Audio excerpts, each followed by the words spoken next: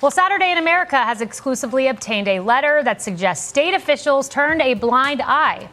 According to the letter, state employees have been warning Minnesota lawmakers about the fraud for years, but those warnings were ignored.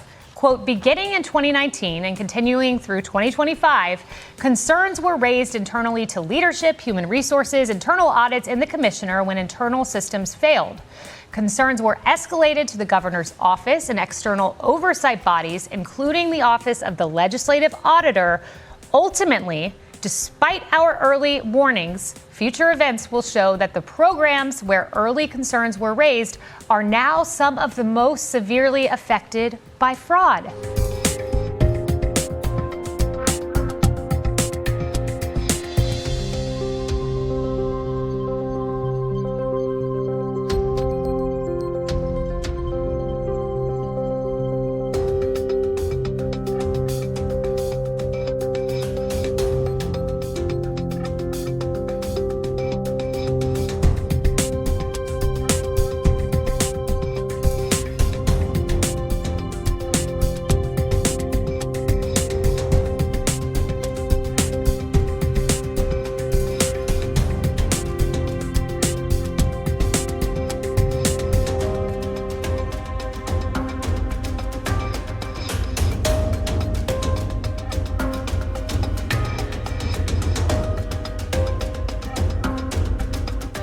The smear campaign starts where you are told that you are racist, and then your job duties are lessened and lessened until you basically have no job duties. And there is just a continuous effort to stifle you, to shut you up. And it is impossible to overcome.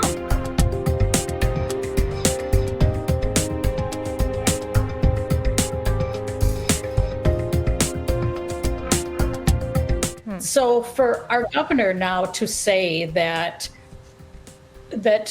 leadership was not aware, has not been implicated for any wrongdoing, that just seems crazy to me. I can say myself that the people you just listed off, leadership, human resources, internal audits, and the commissioner, those are all people that I have notified numerous times. Wow. To the point that sometimes I'm kind of embarrassed to repeat myself because I have just become a broken record. It's been sometimes just downright embarrassing to go on and on about this. So to say that leadership was not aware or the governor was not aware is, I can tell you that is absolutely false.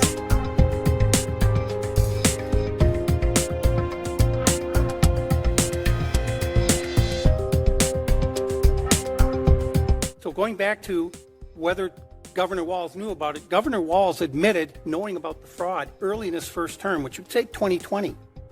Well, Minnesota Statute 3.971, Subdivision 9, clearly says that if you are made aware of fraud in a state agency, you are obligated to immediately report that fraud to the Office of the Legislative Auditor. Immediately.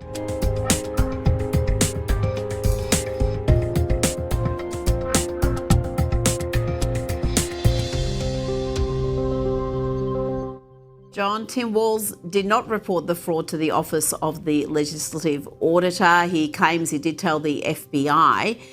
Will there be any sort of reckoning for his lack of leadership, whether it was ineptness or complicity? It really doesn't matter. He was governor and he seemed to not have his mind on the job. We know he's not running again, but could he possibly have an investigation into how he handled this matter? Well, first of all, Rita, the claim that you just heard there by Tim Walz that he somehow called in the FBI, he tipped off the FBI, that was investigated by the Minnesota Legislative Auditor, and it was found to be false. Walz didn't notify the FBI. It was the FBI that came to Walz and said that they were about to execute search warrants in connection with what became known as the Feeding Our Future fraud, the prosecution of that massive fraud was carried out entirely by the federal government, the FBI and the United States Attorney for the District of Minnesota. They've charged, I think, 78 criminal defendants now. Tim Walz and his Attorney General had nothing to do with it. They played no role whatsoever. They were bystanders at best and beneficiaries of the fraud. So as you said, Tim Walz has been pulled out of the race by the National Democratic Party. His political career appears to be over, and there are reports that he's been referred to for some criminal investigation. I'm doubtful that's going to go anywhere, but we'll see what happens. Now, I think we should leave the last word about Governor Tim Walz to Senator John Kennedy from the great state of Louisiana. Governor Tim Walz, whatever he says, believe the opposite. I'm sorry, the man learned to lie before he learned to talk. He's just a. I can't help it. You crack me up. Well, he's just a less masculine version of Hillary Clinton. Oh man. Tim Walz is a less masculine version of Hillary Clinton. That's going to stick in my mind.